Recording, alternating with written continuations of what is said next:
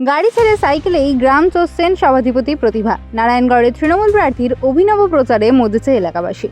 পশ্চিম মেদিনীপুরের নারায়ণগড় বিধানসভা কেন্দ্রের ভোট প্রচারের এক ব্যতিক্রমী ছবি সামনে এলো। প্রচারের চিরাচরিত ধারা ভেঙে সাইকেলেই গ্রামে গ্রামে ঘুরে জনসংযোগ সারছেন তৃণমূল কংগ্রেস প্রার্থী প্রতিভা মাইতি। বয়স প্রায় 60 হলেও তাতে বিন্দুমাত্র ভাটা পড়েনি তার উদ্যমে, বরং সাধারণ মানুষের কাছে পৌঁছতে তিনি বেছে নিয়েছেন একেবারে সহজ ও পরিচিত মাধ্যম, সাইকেল। নিজের বাড়ি থেকে প্রতিদিন সাইকেল নিয়ে বেরিয়ে পড়ছেন প্রতিভা মাইতি। কখনো কাঁচা রাস্তা, কখনো সরু গ্রামীণ গলি পেরিয়ে তিনি পৌঁছে যাচ্ছেন প্রত্যন্ত এলাকায়। পথে পথে মানুষের সঙ্গে কথা বলছে, তাদের অভাব অভিযোগ শুনছে এবং ভোট সমর্থনের আবেদন জানাচ্ছে।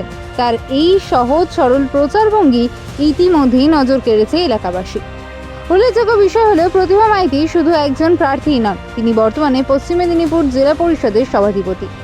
সেই হিসেবে তার জন্য গাড়ি ও অন্যান্য সুবিধার ব্যবস্থা থাকলেও তিনি সেগুলি ব্যবহার না করে সাইকেলকেই সঙ্গী করেছেন। তার কথায় তিনি গ্রামেরই মেয়ে, ছোটবেলা থেকেই সাইকেলে চড়ে চলাফেরা করছেন এবং আজও সেই অভ্যেসই তার মানুষের কাছে পৌঁছে দিচ্ছে এবং আজও সেই অভ্যাসই তাকে মানুষের আরও কাছে পৌঁছে দিচ্ছে।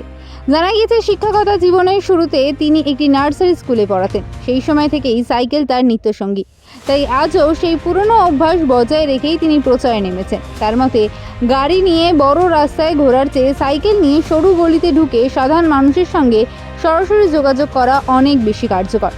স্থানীয় মানুষজনও তার এই উদ্যোগকে সাধুবাদ জানিয়েছেন। অনেকেই বলছেন, এত বড় পদে থেকেও যেভাবে তিনি সাধারণ জীবনযাপন বজায় রেখেছেন তা সত্যিই প্রশংসনীয়। ভোটের আগে এমন সরল ও আন্তরিক প্রচার যে মানুষের মনে আলাদা প্রভাব ফেলছে তা বলাই বাহুল্য।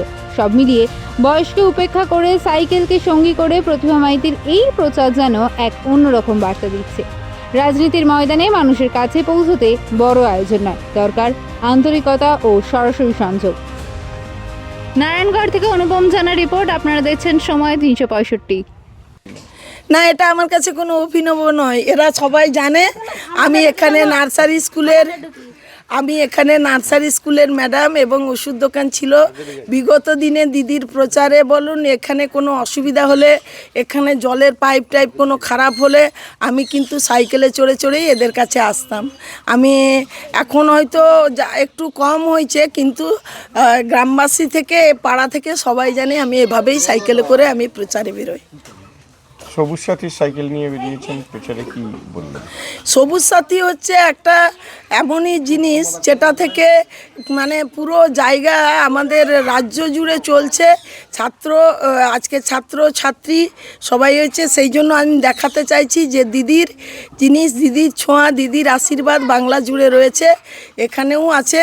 সেই জন্য আজকে এই সাইকেলে করেই আমি বেরোচ্ছি, যে যাতে মানুষ বুঝতে পারে যে মাননীয় মুখ্যমন্ত্রী আমাদের কতখানি হৃদয় জুড়ে রয়েছেন। এই বয়সে সাইকেল চালানো তো আপনার কাছে একটা মুশকিল ব্যাপার। মনে যদি একটা প্রেরণা থাকে, একটা উদ্দীপনা থাকে, বয়সটা কোনো ফ্যাক্টর না। রাস্তা দিয়ে দেখবেন অনেকেই আছে যে বৃদ্ধ 85 বছরেরও বা অনেকে মেয়েও রয়েছে যারা সাইকেলে করে জীবন জীবিকা নির্বাহ করে।